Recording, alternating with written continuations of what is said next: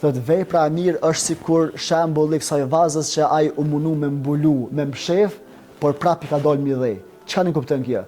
Se Zoti i Madh ka thënë Kur'anin famlart, "Fa me ya'mal mithqala dharratin khayran yara." Thot kush do që prej njerëzve e bën morë një vepër që nuk e shes syni njerit, që është krejt e vogël, nëse e ka dhe në njëtin e tij për me bë, sa mund me bë, thot ka mi xhet te Allahu i Madh.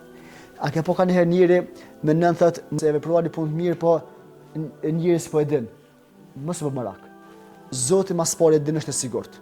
E kur e din Allahu është e mjaftueshme për neve që zemra me kon e qetë edhe me kon e lumtur. Pika e parë. Pika e dytë, Allahu i Madh me kalimin e kohës çat veprën e mirë që e bën dikush nuk e lën pa shpërfaqje. Sepse vepra e mirë është sikur ajo fara e shëndosh që me kalimin e kohës ajo më njëherë nuk bin, po gradualisht në rreth fillon me punu për brenda vetes vet. Edhe me kalimin e kohës del midheje fryte, pastaj tjertë prej saj ushqejnë dhe përfitojnë. Pra e mira te Zoti i Madh nuk harrohet.